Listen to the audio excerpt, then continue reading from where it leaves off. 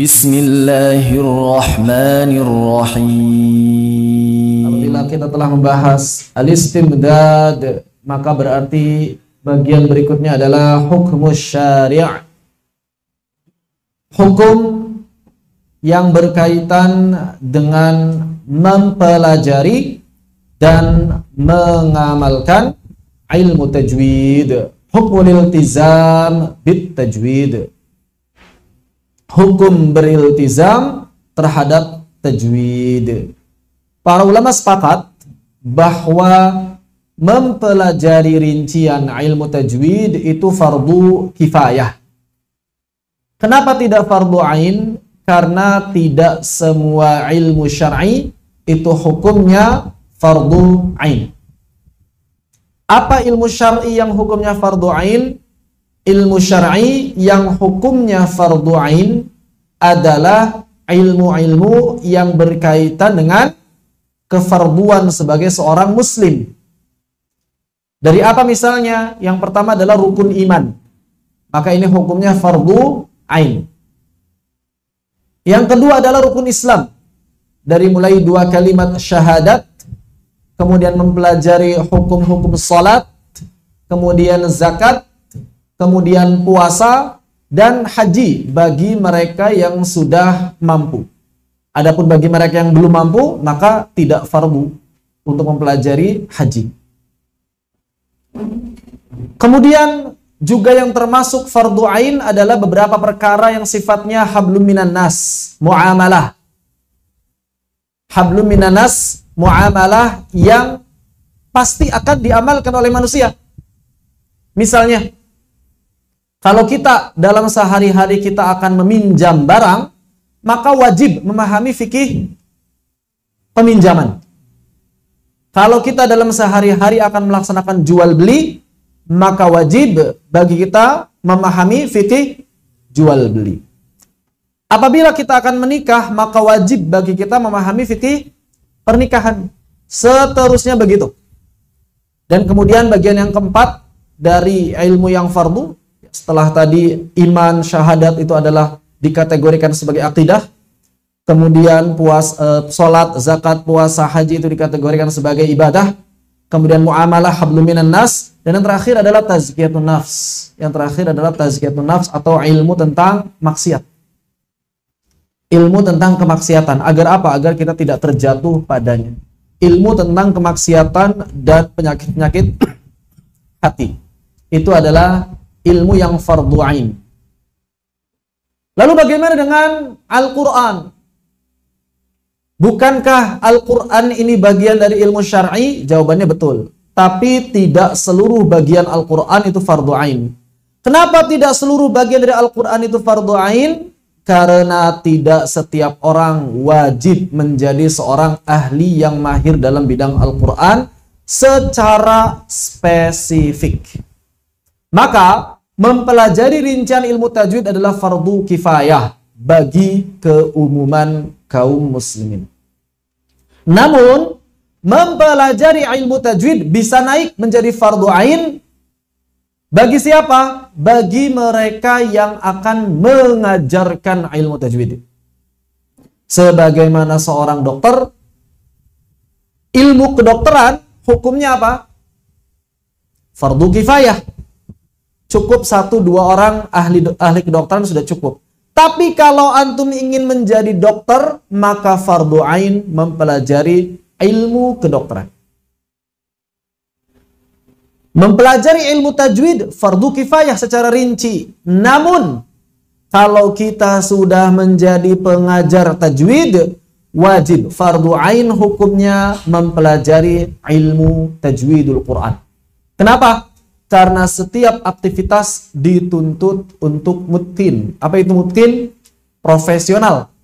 Nabi SAW bersabda, Innallaha yuhibbu idza amila ahadukum amalan ayyutqinah.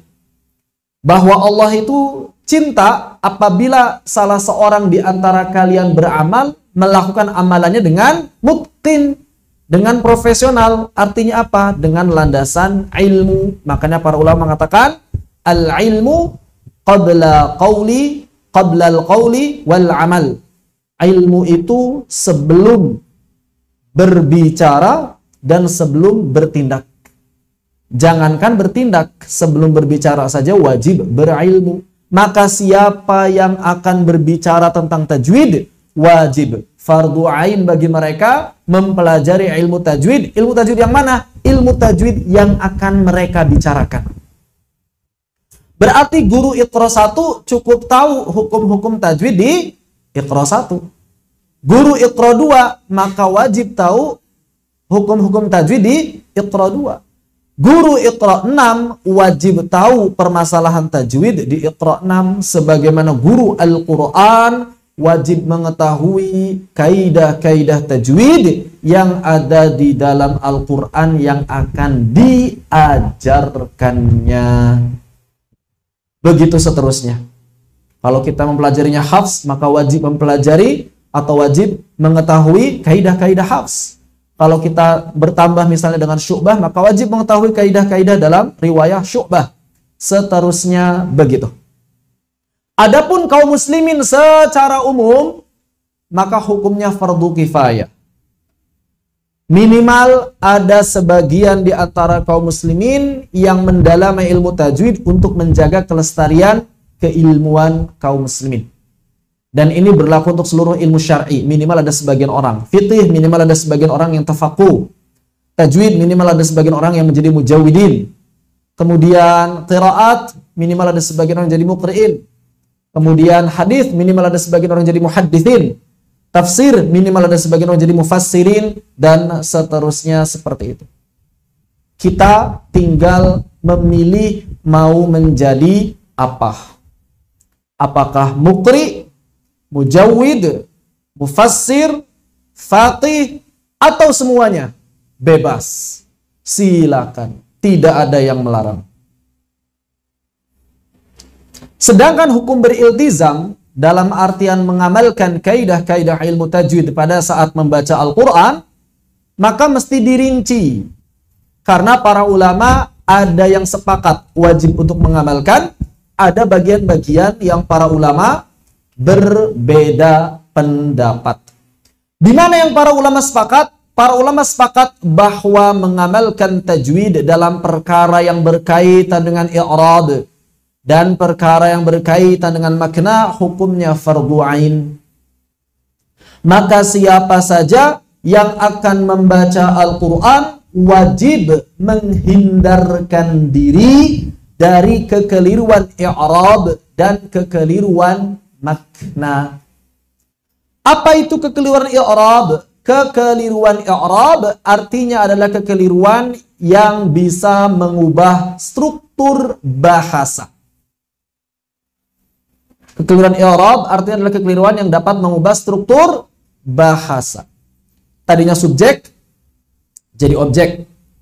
Kalau dalam bahasa Arab, dalam ilmu nahwu, ada yang namanya fa'il, maf'ul. Ada yang namanya mubtada, khabar, na'at, man'ud. Maka tidak boleh berubah kedudukannya dalam kalimat tersebut apabila seseorang membaca Al-Quran sampai mengubah kedudukan suatu kata dalam sebuah kalimat, maka dia berdosa apabila sengaja atau tidak mau belajar. Bilittifaqil muslimin, dengan kesepakatan kaum muslimin. Para ulama sepakat tidak berbeda pendapat. Kekeliruan seperti apa yang dapat mengubah i'rab? Yang pertama harokat, yang kedua huruf. Mengubah harokat atau mengubah huruf, itu yang dapat merusak i'rab dan makna. Mengubah harokat atau mengubah huruf, termasuk di dalamnya menambah huruf atau mengurangi huruf. Walaupun i'rabnya tidak berubah, maknanya dipastikan berubah. Seperti misalnya iyyaka, apabila dibaca iyyaka, i'rabnya tidak berubah, tapi maknanya berubah, rusak total. Iyyaka, hanya kepadamu ya Allah. Iyyaka, kepada cahaya mataharimu ya Allah. Karena al-iya artinya dhau'us syamsi 'inda ghurubiha. Al-iya artinya adalah cahaya matahari pada saat terbenam. Iyaka sunsetmu, cahaya mataharimu yang telah terbenam ya Allah, kami menyembah wal-iyadzu billah. Tsumma na'udzu billahi min dzalik. Ya, hati-hati. Walaupun mungkin i'rabnya tidak berubah.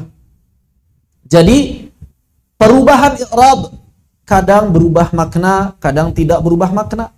Dan untuk mengubah makna tidak mesti mengubah i'rab. Namun baik mengubah i'rab atau mengubah makna atau salah satu di antara keduanya, ini hukumnya haram dan wajib ditinggalkan. Maka mengamalkan tajwid dari sisi i'rab, dari sisi makna fardhu ain bil ittifaqil muslimin, berdasarkan ijma' kaum muslimin. Tidak ada satupun ulama yang berbeda pendapat. Apabila kemudian ada yang berkata, Ustaz, saya pernah melihat fatwa sebagian ulama yang mengatakan bahwa tidak wajib mengamalkan kaidah-kaidah tajwid dalam membaca Al-Quran. Maka dijawab, atau maka kita jawab, maksud tidak wajib di sana adalah pada persoalan yang tidak berkaitan dengan i'rab dan tidak berkaitan dengan makna, atau yang diistilahkan dengan tahsiniyah. Maka di sini kebanyakan ulama menilai tidak wajib. Namun demikian, makna tidak wajib itu apa? Yang namanya tidak wajib itu banyak, tergantung. Yang namanya tidak wajib bisa apa? Bisa haram, bisa makruh, bisa mubah, bisa sunnah. Terus di sini apa? Di sini hukumnya adalah menurut kebanyakan ulama sunnah, mengamalkannya. Jangan diartikan tidak wajib itu haram. Ini kekeliruan dalam memahami istilah. Tidak wajib sholat tahajud, betul tidak? Boleh nggak sholat tahajud? Ya boleh, bahkan sunnah. Kalau misalnya ada yang nanya ke antum, hukumnya sholat duha wajib tidak? Apa jawaban antum? Tidak wajib. Tapi apakah artinya tidak boleh dilakukan? Bukan. Ini diantara kekeliruan sebagian orang yang tidak memahami makna tidak wajib. Misalnya dalam urusan fikih rumah tangga. Suami dalam mazhab Imam Asy-Syafi'i tidak berkewajiban untuk mengeluarkan biaya pengobatan bagi istrinya. Dalam mazhab Imam Asy-Syafi'i seperti itu. Karena kenapa? Karena berobat itu hukumnya sunnah. Maka tidak wajib. Tapi apakah tidak boleh? Terus tiba-tiba emak-emak pada protes. Terus siapa yang bakal ngobatin istrinya? Ya suaminya. Katanya nggak wajib. Karena sunnah. Begitu. Ya. Jadi jangan maknai tidak wajib itu haram. Loh, kenapa para ulama madhab Imam Asy-Syafi'i mengatakan tidak wajib? Karena yang pertama, berobat itu sunnah, tidak wajib. Maka mengeluarkan biaya untuknya juga tidak wajib. Ini yang pertama. Yang kedua, bahwa dalam urusan nafkah yang wajib, kalau misalnya kita katakan nafkah itu wajib, maka konsekuensinya wajib ditunaikan apapun resikonya, dan apabila tidak bisa ditunaikan saat itu akan menjadi hutang di kemudian hari. Sedangkan mengeluarkan biaya pengobatan tidak menjadi hutang, makanya tidak wajib, tapi sunnah. Begitu. Jadi kenapa harus ada pemisahan mana yang wajib, mana yang tidak wajib? Atau sebaliknya, misalnya dalam kewajiban istri. Pertanyaannya, apakah istri kemudian wajib untuk mencuci baju suaminya? Jawabannya, tidak wajib. Loh, terus siapa nanti yang nyuci baju? Ya istrinya. Loh, kok istrinya juga? Ya karena sunnah mengerjakannya. Kenapa dikatakan tidak wajib? Karena suami tidak boleh memaksa. Dalam perkara yang wajib, maka suami boleh memaksa. Kalau istrinya menolak, dilaknat oleh malaikat. Makanya dalam urusan ranjang, wajib hukumnya. Ketika istri menolak ajakan suami, maka istrinya dilaknat oleh malaikat sampai pagi. Kenapa? Karena itu kewajiban. Kalau mencuci pakaian kewajiban, berarti setiap kali istri menolak, dilaknat oleh malaikat, kan berat. Begitu. Jadi, fahami makna wajib, tidak wajib, termasuk dalam urusan tajwid. Karena beberapa waktu lalu sempat beredar fatwa dari sebagian ulama yang mengatakan mengamalkan tajwid tidak wajib. Jawabannya benar. Dalam konteks tazyiniyah atau tahsiniyah. Begitu. Dalam konteks perkara-perkara yang sifatnya penghias, maka dia bukan kewajiban. Namun mesti diingat, tidak wajib itu artinya bukan tidak boleh. Tidak wajib itu artinya bukan haram, bukan makruh. Di sini maksud dari tidak wajib adalah sunnah. Bahkan sunnahnya muakkadah, dan sebagian kecil ulama mengatakan tetap fardu ain. Begitu ya. Adapun dalam majlisul ada, apa itu majlisul ada? Majlisul ada artinya membaca Al-Quran di hadapan guru dalam rangka pengijazahan. Adapun dalam konteks majlisul ada hukumnya fardu ain berdasarkan kesepakatan para ulama. Kekeliruan sedikit pun wajib dikoreksi, kecuali yang memang tidak terdeteksi atau ya bukan disengaja ditinggalkan. Kalau sengaja meninggalkan haram berdasarkan kesepakatan para ulama. Begitu. Jadi bedakan mana yang berkaitan dengan i'rab dan makna, mana yang berkaitan dengan sifat tahsiniyah. Semua kaidah tajwid yang tidak berkaitan dengan i'rab dan makna, maka berarti itu sifatnya tazyiniyah atau tahsiniyah. Loh, terus gimana kita caranya mengetahui yang itu berkaitan dengan i'rab dan makna, yang itu tidak berkaitan dengan i'rab dan makna? Yang pertama adalah belajar bahasa Arab. Tidaklah seseorang bisa mengetahui atau bisa memisahkan mana yang berkaitan dengan i'rab dan makna dan mana yang tidak berkaitan dengan i'rab dan makna kecuali dia paham bahasa Arab.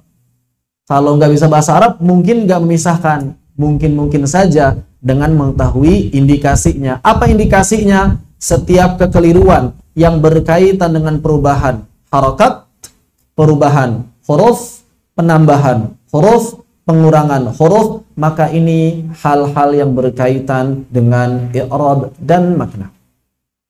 Cuma 4. Yang pertama apa? Perubahan harokat. Yang kedua, perubahan huruf. Yang ketiga, penambahan huruf. Dan yang keempat, pengurangan huruf. Maka itu semuanya berkaitan dengan i'rab dan makna. Adapun kalau tidak bertambah hurufnya, tidak berkurang hurufnya, tidak berubah hurufnya, tidak berubah harokatnya, maka itu berarti tahsiniyah. Seperti misalnya ada orang baca Al-Quran tanpa qalqalah, berubah tidak hurufnya. Selama hurufnya tidak berubah, ya berarti tahsiniyah. Ahlan. Misalnya ada orang yang membaca huruf dha kurang tebal, selama hurufnya masih dha, hanya sekadar kurang tebal, berarti belum mengubah huruf, masih tahsiniyah. Hamsnya kurang tampak, selama hurufnya tetap huruf tersebut, maka berarti masih tidak berubah. Fathahnya kurang jelas, selama masih fathah, berarti tahsiniyah. Kasrohnya agak miring, selama masih kasroh, belum dianggap berubah harakatnya. Dipahami ya? Begitu. Allahu a'lam bishawab. Apa yang dijadikan oleh para ulama sebagai landasan mewajibkan hal-hal yang berkaitan dengan i'rab dan makna dan mensunnahkan sifat-sifat tazyiniyah atau tahsiniyah, maka diantaranya tentu saja firman Allah Subhanahu wa ta'ala yang terkenal dan sudah sangat populer bagi kita sekalian. Allah Subhanahu wa ta'ala berfirman, warattilil qur'ana tartila. Warattil, apa artinya warattil? Banyak orang yang menerjemahkan dan bacalah. Masih belum tepat kalau kita terjemahkan bacalah. Oh, kenapa belum tepat? Karena bahasa Arabnya bacalah itu bukan rattil, tapi iqra. Kenapa di sini pakai kata rattil? Untuk menegaskan perbuatan yang mesti dilakukan dengan sungguh-sungguh. Makanya susunan kalimatnya, warattilil Qur'ana, dan tartilkanlah Al-Qur'an itu tartilan. Di sini ada maf'ul mutlaq yang memberikan faidah taukid, penegasan. Maf'ul mutlaq istilahnya. Yang pernah belajar nahwu, namanya maf'ul mutlaq. Apa di antara faidah atau manfaat keberadaan maf'ul mutlaq? Taukid. Apa taukid artinya? Penegasan. Untuk menegaskan perintah yang diberikan di awal kalimat. Apa perintahnya? Tartilkanlah. Al-Quran itu tartilan, dengan benar-benar tartil, atau setartil-tartilnya. Tartilkanlah Al-Quran itu, atau tartilkanlah Al-Quran ini setartil-tartilnya. Jadi bukan sekadar asal tartil. Begitu. Baik. Ini yang pertama berkaitan dengan terjemahan Al-Quran dilihat dari sudut pandang bahasa. Pertanyaan berikutnya adalah, apa makna tartil? Apa makna tartil? Biasanya kalau ditanya apa makna tartil, baca dengan benar. Iya, baca Al-Quran yang benar itu kayak gimana gitu. Apa makna tartil? Secara bahasa, rattala yurattilu tartilan. Rattel, apa itu rattel? Rattel itu rapih artinya. Secara bahasa artinya tersusun rapih, teratur, jelas. Makanya orang-orang Arab, kalau misalnya ada orang yang giginya rapih, ada batas di setiap giginya, tidak saling bertumpuk, maka disebut ratalal asnan, gigi yang tartil. Kalau gigi saya nggak tartil ini, giginya bertumpuk-tumpuk, nggak tartil ini. Maka kalau gigi yang rapi disebut ratalal asnan, gigi yang tartil. Rapih antara satu huruf dengan huruf yang lain, itu timbangannya jelas, terdengar dengan jelas, tidak saling mempengaruhi satu dengan yang lain. Itulah tartil secara bahasa. Bagaimana secara istilah? Maka kita lihat para ulama ahli tafsir, sebagaimana dikutip oleh Al-Imam Ibnul Jazari rahimahullahu ta'ala, nafa'anallahu bi'ulumihi fid dharain. Maka beliau mengatakan di antara para ulama yang menafsirkan kata tartil dari Ibnu Abbas. Siapa Ibnu Abbas? Man huwa? Siapa Ibnu Abbas?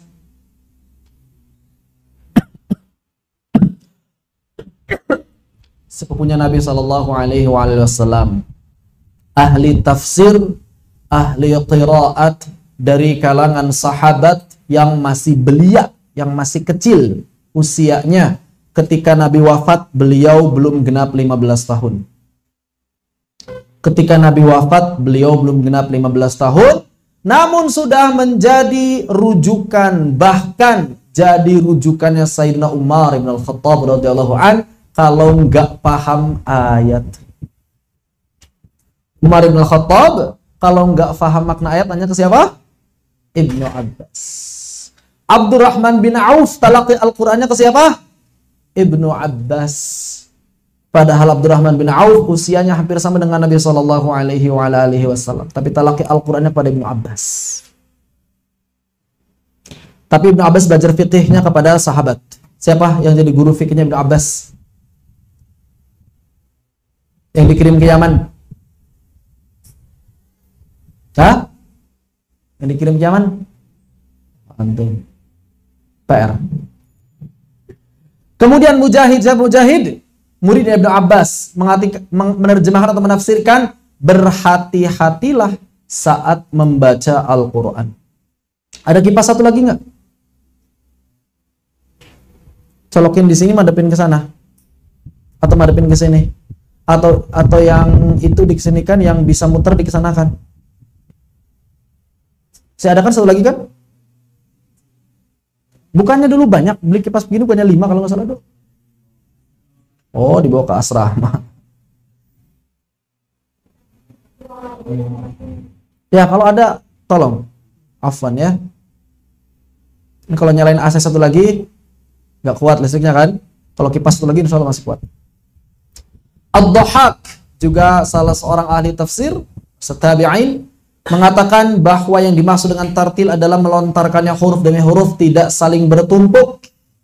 Sedangkan Al-Imam Abu Amr Ad-Dani, salah seorang ahli qiraat di zamannya, rujukan utama dari kitab-kitabnya Al-Imam Ibnul Jazari, beliau mengatakan yang dimaksud dengan tartil adalah berhati-hati dalam membacanya dan memisahkan pengucapan satu huruf dengan huruf berikutnya, tidak bertumpuk-tumpuk. Baik, ini di antara beberapa makna tafsir dari makna tartil. Kemudian juga sebagian ulama menerjemahkan dengan atau menafsirkan dengan bahasa yang lebih komprehensif lagi. Misalnya Ar-Raghib Al-Asbahani mengatakan bahwa makna tartil artinya adalah irsalul kalimati minal fami bisuhulati wastiqamah, mengeluarkan setiap kata dari mulut dengan ringan dan lurus. Jadi tartil itu kata beliau standarnya dua. Yang pertama pelafalannya ringan, berarti nggak berlebih-lebihan, tenaga yang dikeluarkannya tidak melebihi apa yang dibutuhkan, namun tetap menjaga pelafalan huruf tersebut lurus. Apa itu lurus? Lurus itu jelas sesuai makhraj dan sifatnya. Misalnya ada orang yang biasanya baru belajar tajwid itu cenderung bacaannya apa? Lurus. Tapi pada tahap awal belajar tajwid atau tahsin, sebagian di antara pembelajar Al-Quran itu kurang suhulah, kurang menampakkan keringanan dalam membaca Al-Quran. Seperti misalnya dengan menghentak-hentak bacaannya gitu. A'udzu billahi minasyaitonir rajim. Ini ingin jelas tapi tidak suhulah, tidak ringan. Kalau yang tidak belajar tajwid dan hanya mengandalkan rekaman saja, cenderung suhulah. Tapi karena tidak belajar tajwid biasanya kurang istiqamah. Bismillahirrahmanirrahim. Alhamdulillahi rabbil alamin arrahmanir rahim maliki yaumiddin. Ya pokoknya yang penting keluar suaranya. Terserah apakah makhrajnya tepat, sifatnya sempurna, hukum-hukumnya teramalkan atau tidak, yang penting keluar dengan ringan, keluar dengan enak, iramanya diayun-ayunkan dan sebagainya. Maka Ar-Raghib Al-Asbahani mengatakan bahwa standarnya tartil itu dua, suhulah, istiqamah. Bukan suhulah saja tanpa istiqamah, bukan istiqamah saja tanpa suhu. Harus dua-duanya. Dan kita tidak akan pernah bisa mencapai keduanya kecuali dengan latihan terus-menerus. Kemudian Al-Imam Ibnul Jazari rahimahullah ta'ala dalam kitabun Nashr fil Qiraatil Ashr mengatakan dengan sanad beliau kepada Al-Imam Ali bin Abi Thalib, walaupun sanadnya tidak disebutkan, terputus sampai Ibnu Mujahid, menyatakan makna tartil yang lebih luas lagi. Kalau tadi dari awal, dari Ibnu Abbas sampai Ar-Raghib Al-Asbahani, semuanya menafsirkan tartil berupa pelafalan, berupa pengucapan, bacaan Al-Quran. Adapun yang dikutip dari Al-Imam Ali bin Abi Thalib, maka ternyata tartil itu lebih luas, lebih dalam dari sekadar melafalkan bacaan Al-Quran. Apa kata Ibnu Jazari? Maka beliau meriwayatkan atau menyandarkan riwayat dari Al-Imam Ali bin Abi Thalib, at-tartilu huwa tajwidul hurufi wa ma'rifatul wuquf. Bukan cuma masalah pelafalan. Oke, benar bahwa salah satu makna tajwid tartil adalah tajwidul huruf. Ini berkaitan dengan pelafalan. Namun pelafalan bukan satu-satunya makna tartil. Beliau melanjutkan ada poin yang kedua. Apa itu? Ma'rifatul wuquf. Apa ma'rifatul wuquf? Memahami kapan kita bisa wakaf, di mana kita bisa wakaf, dari mana kita memulai bacaan setelah wakaf. Itulah makna ma'rifatul wuquf. Begitu, ya. Jadi bukan hanya sekadar bacaannya benar, tapi ada yang lebih dari itu. Apa? Faham apa yang dibaca. Karena seseorang tidak mungkin paham persoalan wakaf kecuali kalau dia paham makna setiap ayat yang dibacanya. Selama ini kita kalau wakaf biasanya ngandelin apa? Ngandelin mushaf. Tentu saja kita wakaf di akhir ayat. Bagaimana kalau ayatnya kepanjangan? Lihat tanda baca wakaf. Bagaimana kalau tanda baca wakafnya juga masih kepanjangan? Berhentinya di mana? Sehabisnya nafas. Oke, sehabisnya nafas, berhentinya sehabisnya nafas. Kalau kita berhenti sehabisnya nafas, pertanyaannya, mulainya dari mana?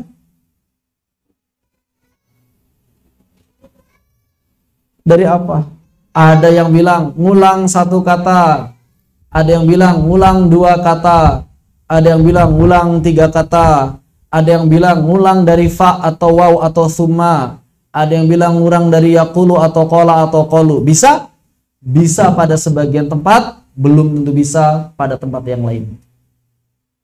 Loh, terus gimana supaya kita bisa tahu dari mana kita mesti memulai setelah wakaf gara-gara kehabisan napas tadi? Maka wajib paham bahasa Arab. Tanpa paham bahasa Arab, tidak akan pernah kita bisa memulai dengan sempurna. Maka salah satu penyebab lahan keliru membaca Al-Quran adalah kelemahan dalam berbahasa Arab. Oleh karena itu Sayyidina Umar bin Khattab radhiyallahu anhu mengatakan, la taqra'ul Qur'an illa ala man 'alima bil lughah. Apa kata Sayyidina bin Khattab? Janganlah kalian setoran Al-Quran kecuali kepada guru yang paham bahasa Arab. Jangan setoran Al-Quran kecuali kepada guru yang paham bahasa Arab. Atau dalam riwayat yang lain, la tuqri'ul Qur'an illa alima bil lughah. Jangan mengajar Al-Quran kecuali kalau kalian sudah paham bahasa Arab.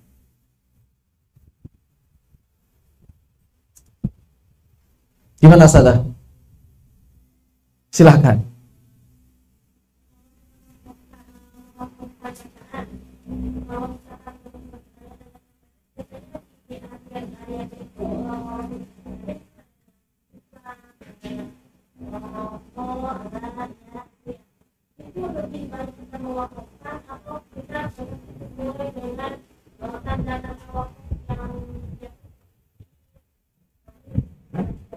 Pada saat kita melihat mushaf, di sebagian mushaf ternyata akhir ayatnya ada tanda lam alif. Dan lam alif itu artinya la taqif, jangan berhenti. Atau ternyata di akhir ayatnya ada tanda sola atau sili, yang artinya wasol, aula, lebih utama wasol. Maka sebetulnya kalau keadaannya itu di akhir ayat, mana yang lebih utama? Waqaf. Berdasarkan hadis dari Ummu Salamah radhiyallahu anha, karena Rasulullah sallallahu alaihi wasallam yaqifu ayatan ayah.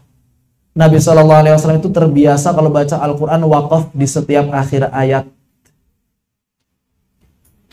Faqara'a bismillahirrahmanirrahim thumma yaqif, maka beliau baca bismillahirrahmanirrahim kemudian berhenti. Thumma yaqulu alhamdulillahirabbil alamin thumma yaqif, kemudian membaca alhamdulillahirabbil alamin kemudian berhenti, dan seterusnya sampai waladhdallin thumma yaqif. Hakada. Demikianlah cara baca Nabi sallallahu alaihi wasallam. Namun sebagian ulama menilai apabila akhir ayatnya dapat menimbulkan kerancuan makna, lebih utama wasal. sebagian kecil ulama, bahkan ini pilihannya Abu Amr Ad-Dani dan juga Ibnu Jazari. Al-Imam Abu Amr Ad-Dani dan Imam Ibnu Jazari mengatakan apabila akhir ayatnya ketika kita wakaf di sana menimbulkan kerancuan makna, maka yang lebih utama wasol. Tahu dari mana maknanya rancu atau tidak? Lihat terjemahan. Kalau nggak bisa bahasa Arab, lihat terjemah. Contohnya seperti apa? Fawailul lil musallin. Maka menurut Abu Amr Ad-Dani dan juga Ibnu Jazari, afdolnya wasol. Fawailul lil musallin alladzina hum an salatihim sahun. Kenapa? Karena kalau kita wakaf di fawailul lil musallin, khawatir ada kerancuan makna. Walaupun kalau kita paham di sana akhir ayat, mayoritas ulama tetap berpegang pada hadis dari Salamah tadi. Tapi kalau dalam Mushaf Madinah nggak akan kita temukan akhir ayat itu tanda wakaf. Karena mayoritas ulama yang menyusun atau yang bekerja di percetakan penerbitan Mushaf Madinah itu berpendapat bahwa wakaf pada setiap akhir ayat sunnah. Sehingga tidak perlu diberi tanda baca apapun. Allahu a'lam. Hakana. Visual? Ada yang tanyakan kembali? Silakan, Ustazah. Kita yang masih belum berlari ke bahasa Arab. Oh.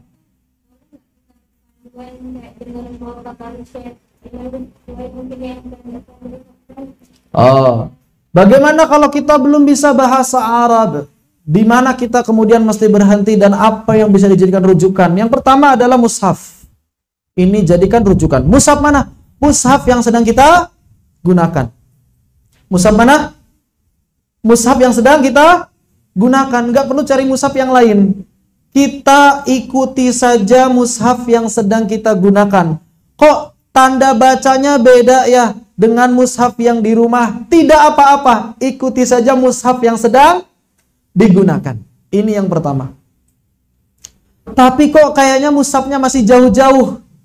Mushaf yang biasa saya pakai di rumah kalau dipakai sehari-hari kayaknya berat juga. Maka apa yang mesti dilakukan?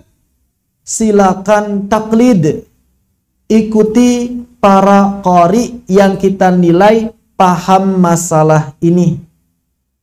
Silakan ikuti rekaman para qari yang kita nilai paham masalah ini. Oh, saya nilai kayaknya Syekh Aiman Suwaid bagus wakaf ibtidaknya karena beliau termasuk orang yang paham tajwid. Silakan ikuti beliau. Oh, kalau saya kayaknya lebih memilih wakafnya Syekh Mahmud Khalil Al-Husari. Silakan ikuti beliau. Oh, kalau saya kayaknya yang gampang aja saya Sudais. Silakan ikuti beliau. Selama kita yakin mereka memiliki kemampuan. Berikutnya apa? Yang ketiga, talaqi. Karena dengan talaqi kita bisa mengetahui dan bertanya pada guru di mana mesti memulai, di mana mesti berhenti. Begitu. Ketika talaqi kan enak. Ustaz, saya nggak sanggup, berhentinya di mana? Gitu kan enak. Ustaz, saya berhenti di sini, mulainya dari mana? Kasih tahu sama Ustaz. Begitu. Wallahu a'lam bishawab. Tentu saja kalau Ustaz atau Ustazahnya paham wakaf ibtidah. Kalau Ustaz-Ustazahnya nggak paham wakaf ibtidah, ya ngasal jadinya. Baik. Ini gimana Pak?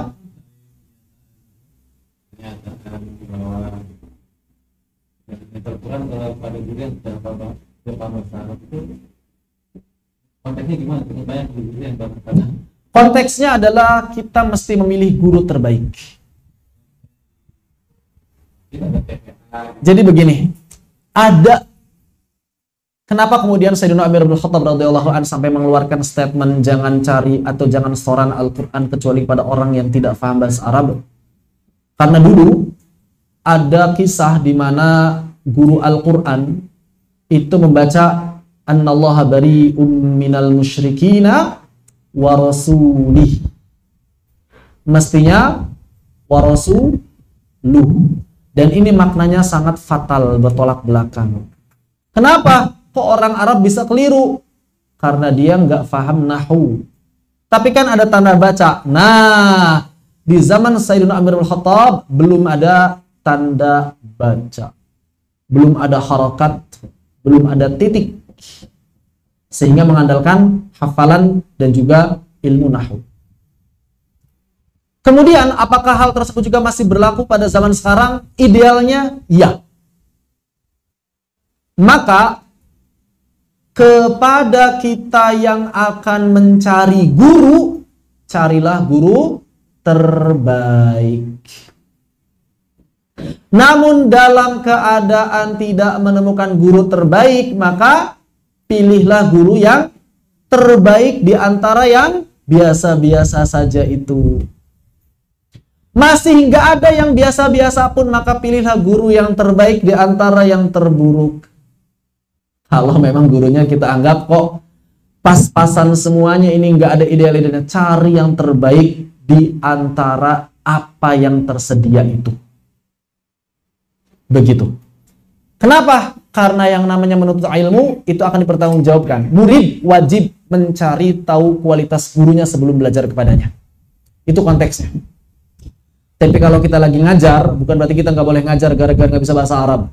Terus ngajar, terus belajar. Terus ngajar, terus belajar. Kenapa? Karena Nabi SAW bersabda, "Ballighu anni walau ayah." Sampaikanlah, ajarkanlah walau hanya satu ayat. Begitu. Dalam konteks nyari guru, mesti cari yang terbaik. Dalam konteks kita yang ngajar, terus ngajar sambil belajar. Begitu. Allahu a'lam.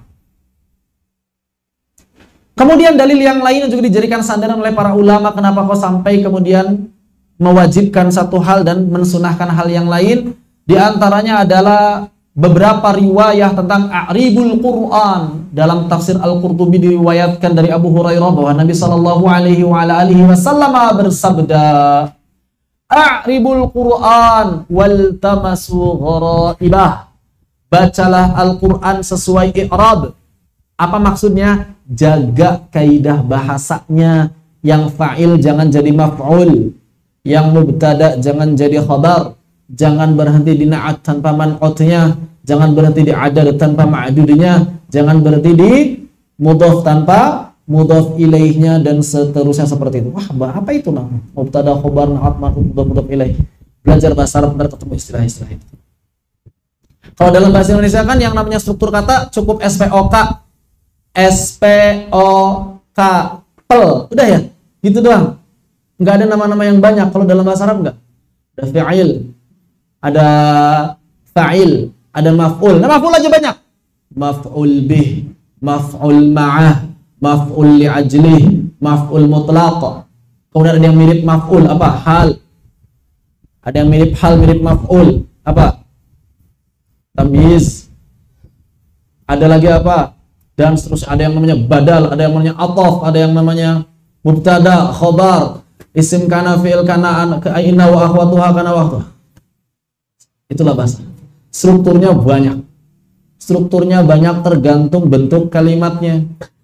Begitu. Ada mudhaf, mudhaf ilaih, na'at, man'ut, adad, ma'dud. Waduh. Indonesia, SPOK, pel, selesai. Bahasa Arab banyak. Maka Nabi SAW mengatakan a'ribul Quran. Apa makna a'ribul Quran di sini? Bacalah Al-Quran sesuai i'rabnya. Bacalah Al-Quran sesuai dengan struktur kalimatnya masing-masing. Dan pahamilah kalimat-kalimat yang asing di dalamnya. Juga Abu Bakar dan Umar, mereka juga mengatakan i'rabul Quran ahabbu ilaina min hafdhi ba'di hurufih. Bahwa membaca Al-Quran sesuai i'rab itu lebih kami cintai daripada menghafalkan sebagian huruf-hurufnya. Makanya para ulama, para sahabat zaman dulu menekankan bacaan yang benar terlebih dahulu kepada anak-anak mereka sebelum nyuruh ngafal. Para sahabat Nabi SAW zaman dulu lebih menekankan atau terlebih dahulu menekankan pelafalan yang benar sebelum nyuruh ngafal. Makanya cara belajar mereka talqin. Ditalqin. Kalau makanan itu seperti disuapin. Gurunya baca Bismillahirrahmanirrahim. Murid yang mendengarkan mengulangi bacaan gurunya Bismillahirrahmanirrahim. Kalau masih ada yang keliru, terus diulang-ulang lafal tersebut sampai benar. bismi, Allah, Ar-Rahman, alhamdu. Sehingga anak-anak kecil, walaupun mereka sehari-hari tidak pakai bahasa Al-Quran, bisa membaca Al-Quran dengan bahasa yang paling fasih. Begitu cara belajarnya para ulama terdahulu. Jadi kalau kita ingin kembali ingin menghidupkan generasi sahabat, kembali ingin menjayakan generasi kaum muslimin, maka kita mesti mengikuti jejak para sahabat. Cara baca Al-Quran, cara belajar Al-Quran mereka begitu. Jadi kalau kita ingin kembali ke kejayaan para sahabat dulu, ya begitu cara belajar Al-Quran. Jangan diubah. Zaman sekarang bukan nggak boleh. Kalau ada anak kecil memang kuat hafalannya silahkan. Tapi kadang-kadang sebagian orang tua memaksakan. Anak 4 tahun ngomong bahasa Indonesia aja masih belepotan suruh ngafal Quran. Gimana ngafalnya mereka? Kenapa nggak belajar ngomong dulu yang benar? Huruf-hurufnya dulu ditalqin. Kata per kata terlebih dahulu. Adapun hafalannya jangan jadi yang utama. Biarin, didengerin aja nggak apa-apa, tapi jangan dibebankan dulu. Walaupun ada sebagian orang yang usia 4 tahun pelafalannya sudah jelas, hafalannya sudah kuat, tapi langka. Imam Asy-Syafi'i hafal Al-Quran 7 tahun, dan di zaman Imam Asy-Syafi'i orang seperti Syafi'i itu langka. Apalagi zaman sekarang. Di zaman Imam Asy-Syafi'i, orang seperti Syafi'i itu langka. Apalagi zaman sekarang. Sebagai motivasi boleh. Imam Syafi'i menghafalkan Al-Quran di usia 7 tahun. Motivasi mah boleh-boleh aja gitu. Tapi jangan kira semua anak sama seperti Imam Asy-Syafi'i. Karena anak-anak lain yang sezaman dengan Imam Syafi'i pun nggak begitu ternyata. Imam Ibnu Jazari menghafal Al-Quran di usia 13 tahun. Normal. 13 tahun normal. Padahal beliau belajar Al-Quran dari 6 tahun. Normal baru hafal di usia 13 tahun. 7 tahun berarti. Kita pengennya sebulan hafal Quran. Ya. Pengennya sebulan hafal Quran. Kenapa sih pengen buru-buru ngafal? Ketika ditanya begitu apa jawabannya? Ya supaya nggak ada beban, supaya nggak ngafal lagi setelah itu. Naudzubillah gitu. Aduh. Ya karena mungkin ngafalnya pun bukan keinginan sendiri, tapi disuruh orang tuanya. Nah, ayo menghafal Al-Quran. Mau nggak ngasih mahkota buat orang tuamu? Lah, emang emak juga nggak mau ngasih mahkota buat orang tua.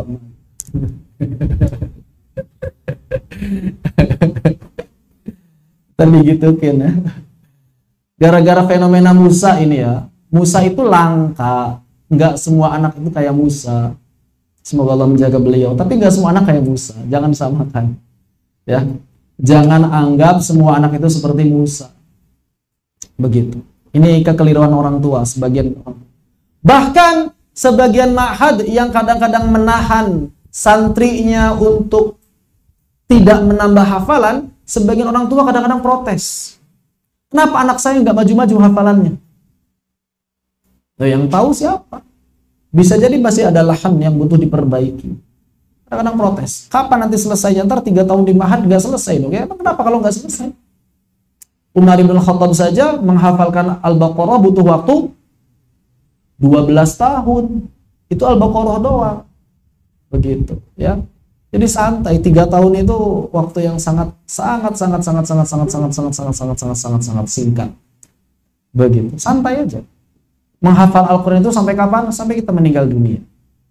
Nggak bisa 3 tahun di sini, bisa 50 tahun kemudian sampai kita meninggal dunia. Hakata.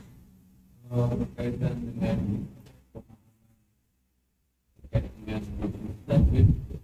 yang diperhatikan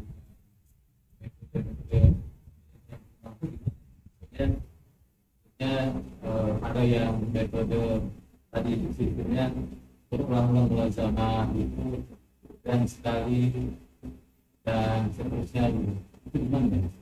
Metode itu bisa diamalkan dan bisa ditinggalkan. Apapun itu metodenya bebas. Yang penting bisa membuat orang membaca Al-Quran dengan benar. Dan biasanya yang namanya metode itu cocok-cocokan. Tapi intinya ada dua dalam melafalkan Al-Quran. Apa intinya? Muridnya baca, gurunya ngoreksi, itu intinya.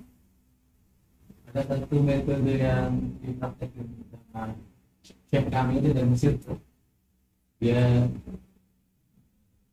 mensuplai pembelajaran melalui audio visual. Intinya mesti ada dua poin tadi. Metode apapun harus ada dua poin tadi. Apa? Muridnya baca, gurunya ngoreksi. Tanpa itu nggak akan berhasil metode apapun. Yang lain hanya pengembangan dari dua poin ini saja. Manfaatkan audio visual bagus, tapi kalau murid yang nggak baca, gurunya nggak ngoreksi, nggak bisa. Sampai kapanpun, sampai kiamat pun nggak bisa berubah dia bacaannya. Dikasih video sebagus apapun, dikasih VCD sebanyak apapun, dikasih flash disk bergiga-giga pun, kalau dia nggak baca, gurunya nggak ngoreksi, nggak bisa berubah bacaannya. Sama seperti metode menghafal Al-Quran. Ada berapa metode menghafal Al-Quran sekarang? Ratusan bahkan ribuan. Tapi intinya apa? Intinya tiga. Banyak baca, banyak dengar, banyak ngulang. Udah. Intinya itu. Metode apapun, metode menghafal apapun, kalau nggak ada tiga poin ini, nggak tercapai hafalan.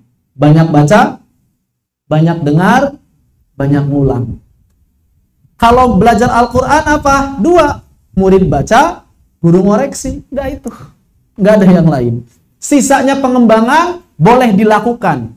Juga boleh tidak dilakukan. Tergantung kreativitas guru masing-masing dan kebutuhan murid yang kadang berbeda-beda. Apapun itu. Oh, kalau saya metodenya dieja, silakan kalau memang bisa mempercepat proses baca Al-Quran. Kalau saya talqin, silakan. Kalau saya ditambah audio visual dikasih gambar, silakan. Kalau saya dikasih gerakan-gerakan, silakan. Apapun itu, intinya cuma dua, murid harus baca, guru harus ngoreksi. Intinya itu. Intinya adalah itu. Baik. Kemudian Nabi Shallallahu Alaihi Wasallam juga membawakan sebuah hadis. Iqra'ul Quran kama ullimtum. Bacalah oleh kalian Al-Quran sebagaimana kalian diajarkan. Bagaimana Al-Quran diajarkan? Ya dengan riwayat yang benar, dengan tajwid, waqaf ibtida'nya. Itulah Al-Quran yang diajarkan oleh Nabi dan para sahabat. Begitu. Jangan menyelisihi mereka. Jangan menyelisihi apa yang diajarkan Nabi. Jangan menyelisihi apa yang diajarkan sahabat. Begitu. Maka cara baca Al-Quran kita dalam rangka untuk mendekatkan bacaan kita dengan prakteknya bacaan para sahabat Nabi. Walaupun mungkin ya kita harus bisa menyadari juga untuk bisa 100% berat. Kenapa? Karena jarak kita sudah 1500 tahun. Tapi upaya kita adalah mendekatkan diri. Supaya nggak jauh-jauh amat dengan cara bacanya Nabi dan para sahabat. Kalau 100% berat. Makanya kalau misalnya ada poster daurah Al-Quran membaca sebagaimana Nabi. Ini klaim yang berlebihan ini. Tahu dari mana bacaanmu seperti Nabi? Oh, karena saya sudah talaki langsung dengan Nabi lewat mimpi. Selesai. Diskusi kita selesai. Assalamualaikum. Gitu sudah selesai. Nggak bisa jadi hujah. Baik. Kemudian Al-Imam Abu Amr Adi dalam syarah Qasidah Al-Khani juga mengatakan dengan riwayat yang sedikit berbeda, innallaha ya'murukum an taqra'u kama 'ullimtum. Jadi kisahnya ada Ibnu Mas'ud yang sedang ngajar beberapa muridnya, kemudian murid-muridnya ini baca, tapi kok cara bacanya beda dengan yang diajarkan Ibnu Mas'ud. Cuma memang di sini konteksnya qiraat, qiraatnya beda. Termasuk penggalan ayatnya mereka beda. Kata yang satu murid di sini ayatnya, kata murid yang lain enggak di sini ayatnya, kata murid yang lain di sini. Kata Ibnu Mas'ud, saya ngajarin di mana? Saya ngajarin di sini. Kenapa kalian beda-beda? Maka Ibnu Mas'ud mulai terlihat enggak ridho terhadap bacaan murid-muridnya. Kalian kenapa? Saya ngajarin A, kalian baca dengan cara baca B. Maka Ibnu Mas'ud pun membawa murid-muridnya datang di hadapan Nabi Shallallahu Alaihi Wasallam. Ibnu Mas'ud curhat kepada Nabi. Ya Nabi, saya ngajarin mereka baca Al-Quran. Tapi mereka pas setoran itu nggak ngikutin cara baca saya, nggak ngikutin gaya saya. Maka kemudian Nabi Shallallahu Alaihi Wasallam itu diam dan menunjukkan wajah yang marah. Di samping Nabi Shallallahu Alaihi Wasallam ada Ali bin Abi Thalib. Ibnu Mas'ud kemudian melirik Ali bin Abi Thalib. Maksudnya apa? Ingin menerjemahkan kemarahan Nabi itu apa? Kok Nabi malah diam? Maka melirik Ali bin Abi Thalib. Maka Ali bin Abi Thalib mengatakan apa? Innallaha ya'murukum an taqra'ul Qur'an kama ulim. Jadi ikutin guru kalian selama kalian yakin terhadap kapasitas guru kalian. Begitu. Kurang lebih seperti itu. Dengan qiraatnya, riwayatnya, dan juga tajwidinya. Dalil yang lain. Hadis Salamah bahwa Nabi Shallallahu Alaihi Wasallam itu disifati cara bacanya oleh Salamah ketika beliau ditanya, annaha na'atat qira'atar Rasul Shallallahu Alaihi Wasallam mufassaratan harfan harfa. Jadi Nabi itu digambarkan kalau lagi baca Al-Quran, ketika Nabi mengucapkan huruf sin, para sahabat itu dengernya sin, nggak mungkin denger tha, nggak mungkin denger sod, nggak mungkin dengernya shin. Kalau Nabi mengucapkan ain, maka para sahabat dengernya ain, nggak mungkin hamzah.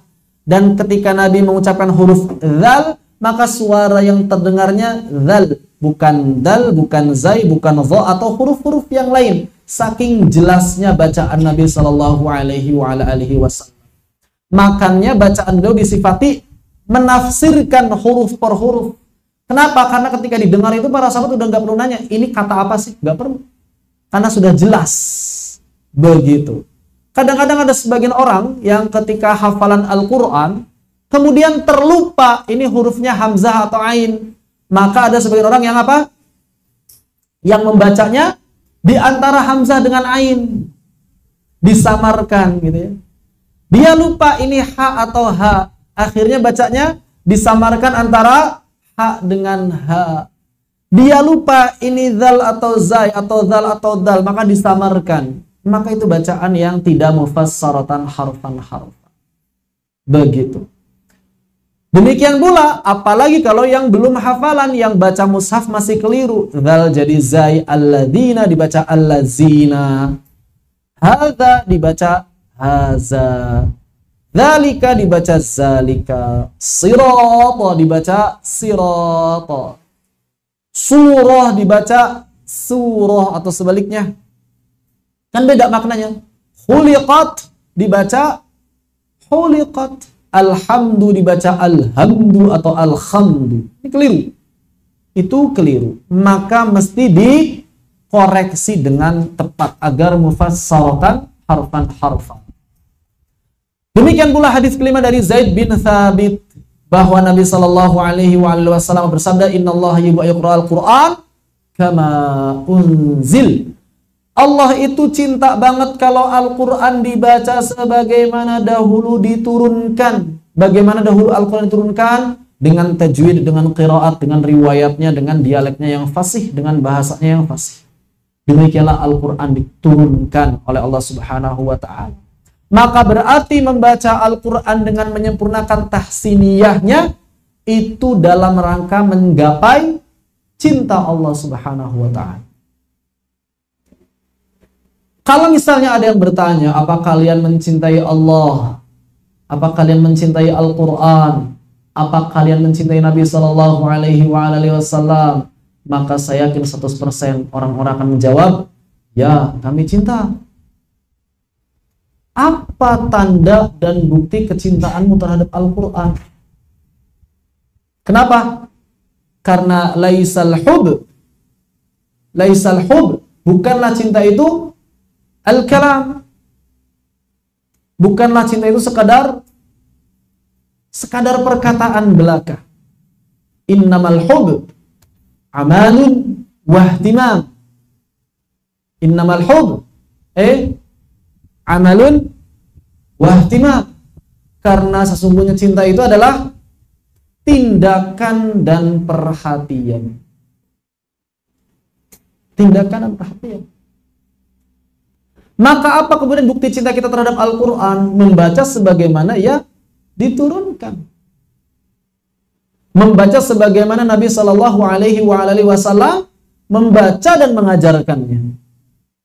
Maka itu pula bukti cinta kita kepada Allah, bukti cinta kita kepada Nabi sallallahu alaihi wasallam.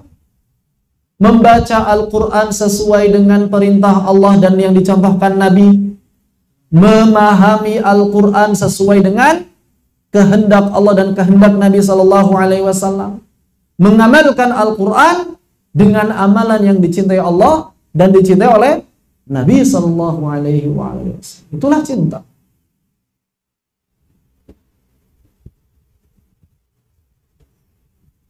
Laisal hub al-kalam, innamal hub amalun wahtimam. Cinta bukanlah sekadar kata-kata, karena cinta adalah tindakan dan perhatian. Terjemahannya begitu, biar indah terjemahannya. Kalau terjemahin letterlek nggak indah. Begitu. Dan ini berlaku untuk cinta pada apapun. Cinta itu bukan sekadar kata-kata.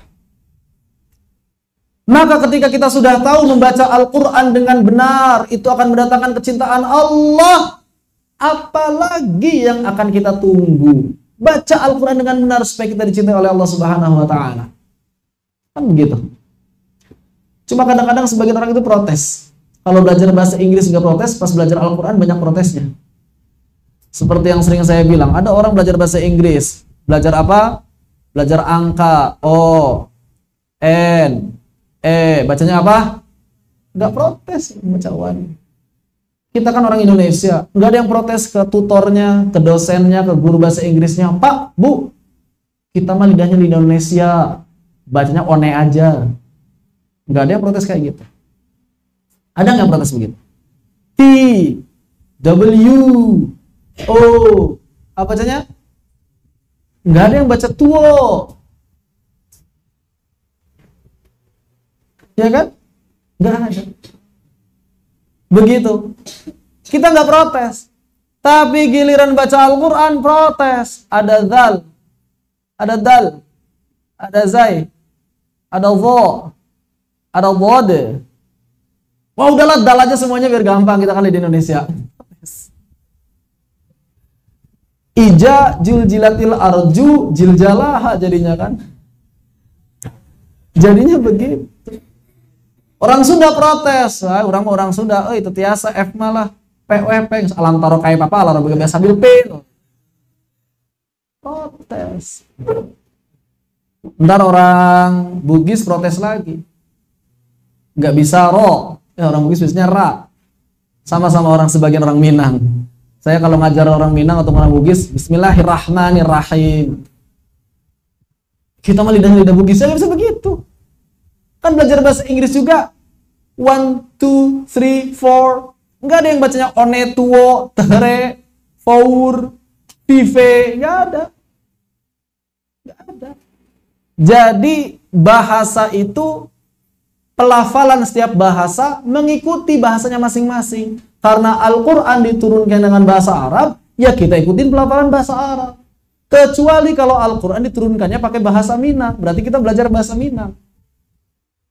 Kalau Al-Quran diturunkannya pakai bahasa Sunda, dijamin gak ada fa. Adanya pe semua. Gitu.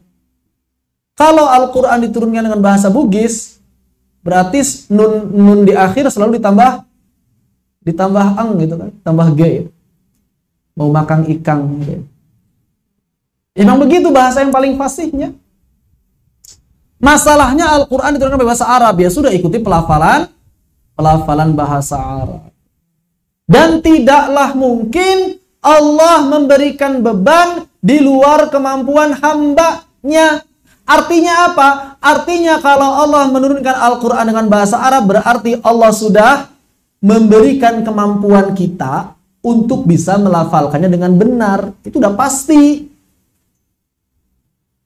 Itu harus diyakini bahwa Allah tidak mungkin membuat kita kesulitan mempelajari Al-Quran karena Allah sudah berjanji memudahkannya. Artinya apa? Berarti sebetulnya lidah kita itu semuanya bisa melafalkan Al-Quran dengan benar. Walaupun mungkin bertingkat-tingkat, ada yang sekadar benar, ada yang bagus, ada yang indah, ada yang sempurna, oke. Tapi semuanya pasti bisa baca Al-Quran dengan benar. Itu harus diyakini. Kenapa? Karena la yukallifullahu nafsan illa wus'aha. Karena tidaklah Allah memberikan beban kecuali sesuai dengan kemampuan hambanya. Jadi nggak mungkin Allah nurunin Al-Quran dan menyulitkan kita, itu nggak mungkin. Berarti Allah nggak adil kalau kayak gitu. Berarti Allah nggak adil. Ya, seperti itu. Jadi harus kita yakini. Buktinya apa? Buktinya orang Cina yang berat mengucapkan R saja bisa baca Al-Quran. Orang Cina kan nggak bisa R kan? Bisanya L. Orang Jepang sebaliknya. Bisanya R, nggak bisa L. Tapi mereka bisa baca Quran, bisa. Mereka masuk Islam, belajar, bisa baca Quran. Begitu. Bisa, insya Allah bisa. Begitu. Orang-orang Eropa, Belanda, Jerman, yang mungkin secara lidah, atau Perancis yang nggak ada R, adanya bisa baca Quran. Bisa mereka. Ya, begitu. Jangan cuma karena kita orang Indonesia kemudian nyerah, padahal dulu ulama-ulama Indonesia ada yang jadi imam di Masjidil Haram. Artinya mereka berarti hebat dan bisa melafalkan Al-Quran bahkan lebih fasih dari orang-orang Arab. Bahkan kalau kita belajar ilmu qiraat, ternyata dari 10 imam qiraat, imam madhab qiraat ada 10. Dari 10 yang orang Arab asli cuma 2. Dari 10 yang orang Arab asli cuma 2. Siapa mereka? Abu Amr dan Ibnu Amir. Abu Amr dan Ibnu Amir. Sisanya bukan orang Arab. Lalu orang mana? Orang Syam, orang Irak, orang Persia. Itu bukan Arab. Bukan Arab itu. Zaman dulu yang disebut Arab itu cuma sekitar Saudi, Yaman. Itu Arab. Saudi, Emirat, Bahrain, Yaman, Oman. Itu Arab asli. Di luar itu bukan Arab. Campuran. Irak itu bukan Arab. Syam itu bukan Arab. Mesir itu bukan Arab. Zaman sekarang aja mereka ikut Liga Arab. Mereka asli bukan Arab. Bahkan kemudian ulama-ulama besar ahli qiraat setelahnya justru banyak lahir di Eropa. Siapa misalnya? Al-Imam Abu Amr Ad-Dani yang barusan dikutip namanya dari Eropa. Al-Imam Al-Qurtubi dari mana? Cordoba, Spanyol. Al-Imam Ibnu Tohan Al-Andalusi dari Spanyol. Al-Imam Ibnu Jazari dari Syam. Bukan orang Arab. Orang Eropa, orang Syam. Syam itu kan sebetulnya Eropa zaman dulu, maksudnya Romawi Timur. Syam itu dulunya Romawi Timur sebelum ditaklukkan pada masa Umar bin Khattab. Romawi Timur. Syam itu pada masa peralihan Abu Bakar ke Umar ya. Kemudian Irak, kemudian Persia, itu bukan Arab. Luar biasa. Jadi tidak mesti jadi orang Arab. Tidak mesti jadi orang Arab untuk melafalkan bahasa Arab yang paling fasih. 2 imam ahli nahu, ahli gramatika bahasa Arab, dua-duanya bukan orang Arab. Yang satu orang Irak, yang satu orang Persia. Imam Al-Kisai Irak, Imam Sibawayh Persia. Ahli bahasa Arab. Jadi jangan jadikan alasan saya orang Indonesia, lidahnya lidah Indonesia. Nah, harus jadi alasan. Begitu. Kemudian juga anjuran dengan membaca sebagian bacaannya para sahabat. Nabi Shallallahu Alaihi Wasallam mengatakan, "Man ahabba yaqra'al Qur'an ghaddan kama unzil falyaqra' qira'at ibni ummi abdin." Siapa saja yang ingin baca Al-Quran sebagaimana diturunkan, maka belajarlah kepada Ibnu Mas'ud. Kalaulah para sahabat itu boleh baca Al-Quran sesuai dengan cara mereka masing-masing, nggak perlu merekomendasikan Ibnu Mas'ud. Ini membuktikan bahwa di kalangan para sahabat pun ada yang mahir, ada yang biasa-biasa. Siapa di antara yang mahir? Ibnu Mas'ud. Nabi nyuruh kepada para sahabat, ayo kalau pengen benar baca Al-Qurannya lebih bagus lagi, lebih sempurna lagi, belajar sama Ibnu Mas'ud. Begitu. Atau dalam riwayat yang lain bukan cuma Ibnu Mas'ud, siapa saja? Ibnu Mas'ud, kemudian Salim, kemudian Ubay, kemudian Zaid. 4 orang yang diberikan ijazah ngajar oleh Nabi SAW secara lisan. Kemudian dari Hudzaifah, Rasulullah SAW bersabda, "Iqra'ul Qur'an", ini perintah, bacalah oleh kalian Al-Qur'an dengan dialeknya orang-orang Arab, dengan logatnya orang Arab, dengan bahasanya orang-orang Arab dan suara mereka yang fasih. Luhun di sini artinya adalah dialek. Lahan itu artinya bisa 3, bisa bermakna dialek, bisa bermakna irama, bisa bermakna kekeliruan. Lahan bisa bermakna apa?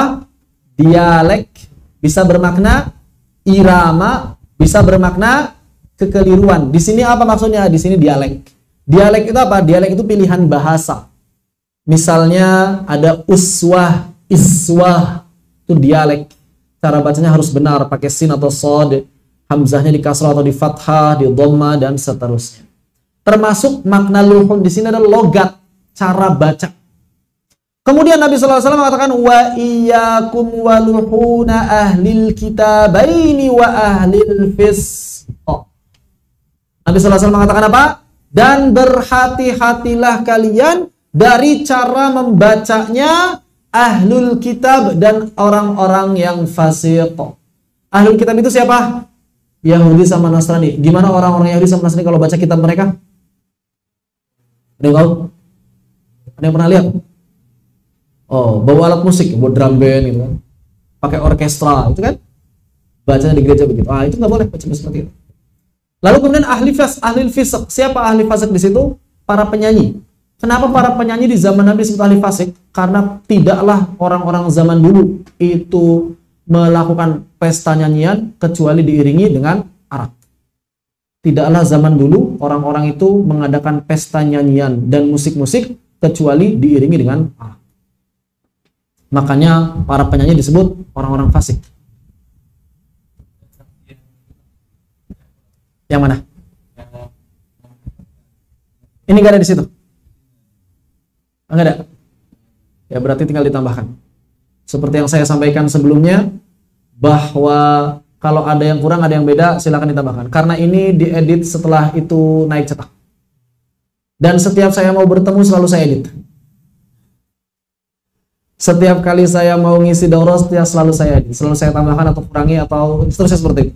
Jadi often kalau misalnya ini ada, ini nggak ada, ini ada, ini nggak ada. Kemudian kalau ada perbedaan pendapat, antara yang saya sampaikan dengan yang ditulis di situ, maka pendapat saya yang terbaru adalah apa yang saya sampaikan. Apakah yang saya sampaikan selalu yang paling kuat? Belum tentu.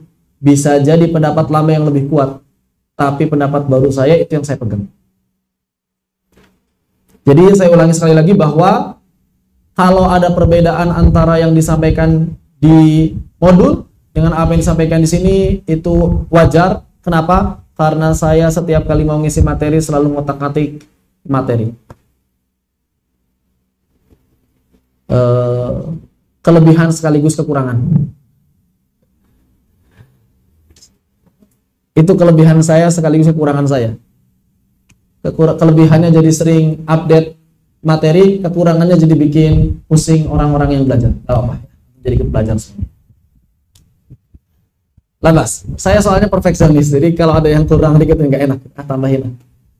Ini kayaknya kelebihan, saya kurangin. Ini kayaknya mesti diubah dan seterusnya seperti itu. Dan seterusnya dan seterusnya. Jadi afwan kalau misalnya ada perbedaan. Bismillahirrahmanirrahim. Apa ini?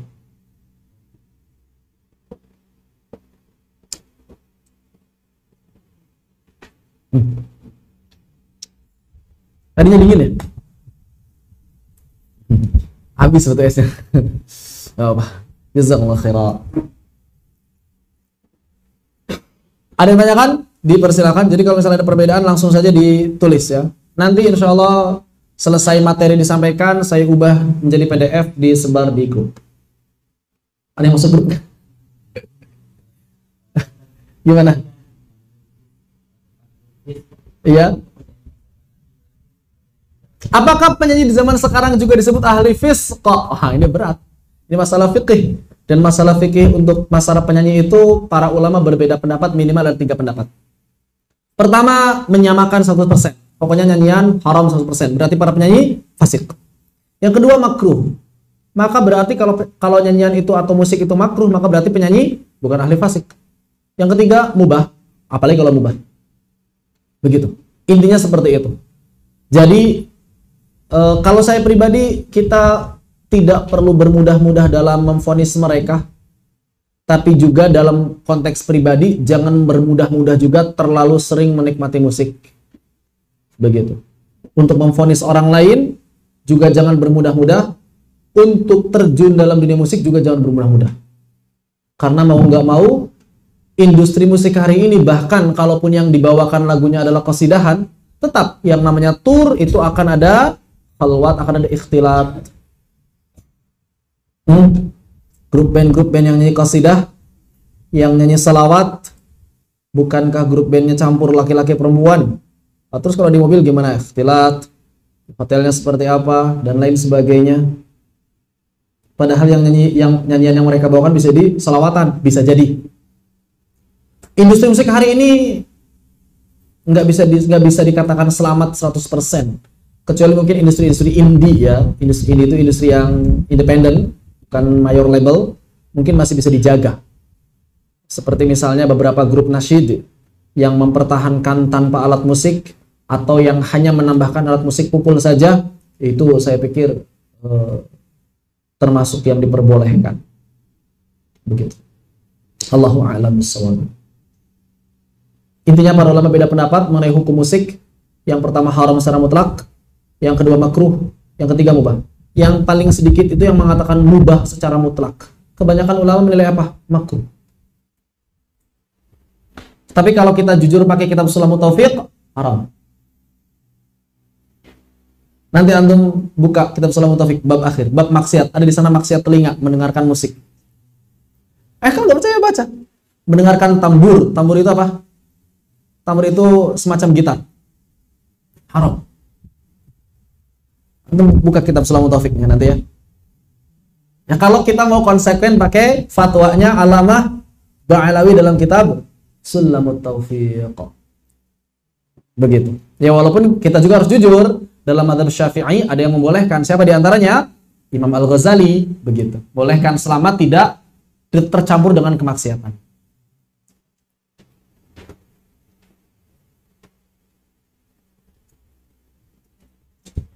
Silakan, sudah. Masalah apa? Talfiq. Talfiq apa? Ya.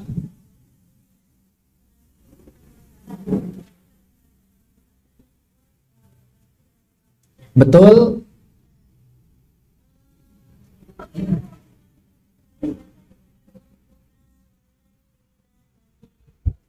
Dalam tilawah sehari-hari yang namanya talfiq, menurut Al-Imam Ibnul Jazari tidak haram, tidak makruh. Iya, tidak makruh dan tidak haram. Namun apabila sengaja dilakukan oleh para ulama atau para ahli qiraat, maka kata beliau, nahnu nu'ibuhu, kami mencela mereka. Kok udah paham qiraat bacanya masih tercampur-campur.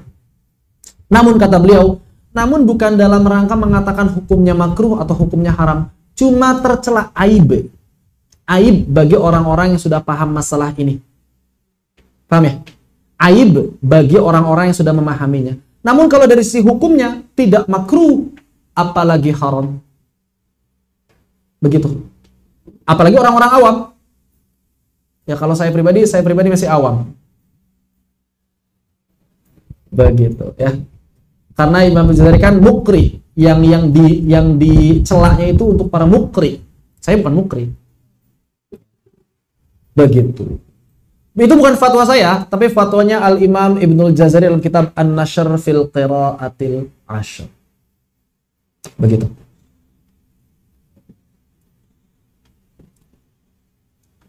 Demikian pula riwayat dari Ibnu Mas'ud. Nah, ini menunjukkan bahwa tahsiniyah itu juga bagian dari sunnahnya Nabi dan para sahabat. Buktinya apa? Ibnu Mas'ud, ada nggak yang ini? Ada. Ibnu Mas'ud pernah mengajarkan salah seorang sahabat atau tabi'in Beliau membaca innamas shadaqatu lil fuqara'i wal masakin. Maka kata Ibnu Mas'ud, ma hakadha aqraniha Rasulullah sallallahu alaihi wasallam. Enggak begitu cara baca Nabi. Maka apa yang dikoreksi oleh Ibnu Mas'ud? Para ulama mengatakan, tentu saja yang dikoreksi Ibnu Mas'ud bukan masalah i'rab, bukan masalah makna. Kok bisa? Karena para sahabat udah selesai masalah i'rab dan makna, nggak mungkin keliru. Tidak ada para sahabat yang nggak paham i'rab. Mereka semuanya paham i'rab. Tapi masalah tajwid yang tahsiniyah, ini yang sebagian sahabat pun masih belum mahir di dalamnya. Maka kemudian para ulama mengatakan maksud kekeliruan di sini adalah tidak memanjangkan mad di al-fuqara dan masakin. Perhatikan, secara makna sama aja. Lil fuqara dengan lil fuqara maknanya sama atau beda? Sama. I'rabnya berubah tidak? Tidak. Tapi kenapa ditegur oleh Ibnu Mas'ud? Karena sunnah. Bukan wajib memang, tapi sunnah. Sunnah ini berarti sunnah yang sangat ditekankan. Maka laki-laki itu bertanya, bagaimana kemudian cara baca yang diajarkan Nabi SAW padamu, ya Abdurrahman? Maka Ibnu Mas'ud membacanya dengan yamuddu madda, innamas shadaqatu lil fuqara'i wal masakin. Ini jelas, tegas sekali bahwa yang tazyiniyah atau tahsiniyah itu bagian dari sunnah yang tidak bisa dipisahkan. Begitu. Kemudian yang ke-9 adalah ijma' kaum muslimin. Sepakatan para ulama. Bahwa para ulama sepakat, mereka menyatakan tidak boleh membaca Al-Quran sampai merusak i'rab ataupun makna secara sengaja. Ini ittifaq, tidak ada perbedaan pendapat di kalangan para ulama. Tidak ada perbedaan pendapat di kalangan para ulama. Yang para ulama berbeda pendapat itu adalah dalam hal tahsiniyah atau tazyiniyah. Sebagian mengatakan tetap wajib, sebagian mengatakan sunnah, dan kebanyakan ulama menilai sunnah muakkadah. Begitu.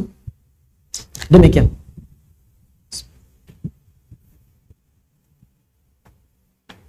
Dengan catatan, Asy-Syaikh Aiman Suwaid mengatakan sifat-sifat tazyiniyah, tahsiniyah kalau ditinggalkan oleh para qari, para mukri, maka tercela. Maka termasuk di sini, termasuk hukum di sini adalah hukum mencampur aduk riwayat, qiraat atau thariq. Maka untuk para mukri, para qari tercela kalau sengaja mencampur adukannya. Kenapa? Karena dia sudah tahu jalur-jalurnya, dia sudah tahu riwayat-riwayatnya, dia sudah tahu qiraat-qiraatnya, kok masih dicampur-campur. Begitu.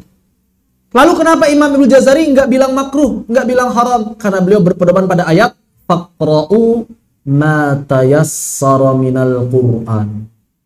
Allah saja membolehkan baca Al-Qur'an yang mana saja yang mudah bagi kita.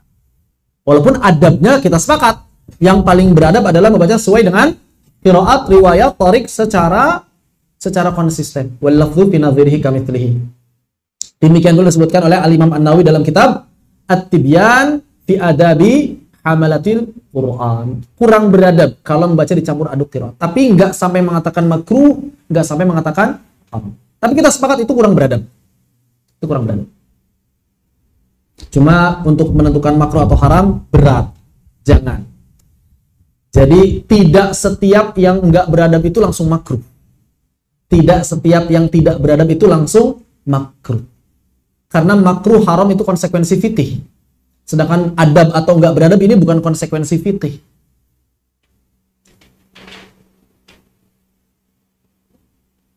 Misal, ada orang sholat, misalnya ada orang laki-laki sholat, dengan hanya mengenakan kain ihram, tanpa pakaian, tanpa ihram bagian atas. Ihram bagian bawah saja. Sah tidak? Sah. Karena pakaian ihram menutup aurat. Sahih? Betul? Makruh enggak? Enggak makruh. Beradab enggak? Enggak beradab. Apalagi kalau di masjid umum, bukan di Saudi. Kalau lagi Saudi, bisa husnudzon kita. Bisa jadi kehilangan pakaian atasnya. Oke. Tapi kalau di sini, Masjid At-Taqwa, tiba-tiba ada orang pakai pakaian ihram, pakai celananya doang, bagian atasnya nggak ada. Jangankan yang begitu, pakai baju ihram, pakai atasnya ada. Beradab nggak kalau di sini? Tetap kurang beradab. Ya, makruh nggak? Nggak makruh. Dari sisi fikih nggak makruh, apalagi haram nggak? Sholatnya sah nggak? Sah. Tapi ada orang pakai pakaian ihram, kemudian sholat, atasnya ada deh. Jangan nggak ada, atasnya ada. Pakai pakaian ihram. Ya, pakai pakaian ihram, laki-laki, atasnya pakai ada, dilipat setengah, tiba-tiba datang ke masjid. Hah? Gimana kira-kira tanggapan orang-orang? Ya makruh, disebut makruh. Enggak, makruhnya di mana? Nutup aurat kesempurna. Tapi dari si adab, jelas ini kurang beradab. Kenapa dinilai kurang beradab? Karena nggak sesuai dengan kebiasaan masyarakat. Sesederhana itu. Ya, jadi nggak setiap yang nggak beradab itu adalah makruh, apalagi dikatakan haram. Ente haram pakai baju ini. Siapa yang mengharamkan? Nggak ada yang mengharamkan. Nggak ada yang mengharamkan. Makruh juga. Yang disebut makruh juga nggak. Makruhnya di mana? Cuma dari si adab jelas kurang beradab. Begitu. Ya, jadi tidak setiap yang tidak beradab itu langsung otomatis makruh, apalagi langsung divonis haram. Begitu. Allahu a'lam. Maka kesimpulan hukum beriltizam terhadap tajwid kita bagi menjadi dua. Dari sisi i'rab dan makna, dan dari sisi sifat penghias. Dari sisi i'rab dan makna maka wajib diamalkan dan haram ditinggalkan bil ittifaq, para ulama sepakat. Adapun dari sisi sifat tahsiniyah maka dalam majlisul ada wajib mengamalkannya, karena apabila ada orang yang tidak mengamalkan berarti dia mendustakan riwayat. Sama seperti mencampur aduk qiraat. Dalam majlisul ada tidak boleh karena berarti dia mendustakan riwayat. Haram kalau sengaja. Kenapa haram? Karena mendustakan riwayat. Kan jelas kalau lagi talaki baca riwayat apa? Riwayat Hafs. Kemudian prakteknya bukan riwayat Hafs, berarti berdusta dia. Nah, makanya nggak boleh. Begitu. Adapun dalam tilawah biasa maka sunnah mengamalkannya. Qari mutqin tercela apabila meninggalkan sifat-sifat tahsiniyah ini. Adapun orang-orang awam yang nggak tercela, nggak makruh apalagi haram. Jadi nggak sampai makruh atau haram, cuma ada tercela di sana. Kenapa? Karena nggak kurang beradab. Ya masa ahli qiraat bacaannya sengaja banyak lahan, kan kayak gitu. Nggak pantas. Begitu. Atau mungkin dapat dikatakan, ih ahli qiraat begitu kan cupu, begitu kan ya. Begitulah kurang lebih. Kita nggak bilang makruh, nggak bilang haram, tapi ada sesuatu yang kurang di sana. Wallahu a'lam. Ini adalah kesimpulan dari hukum iltizam terhadap tajwid. Apabila ada yang tanyakan, dipersilakan.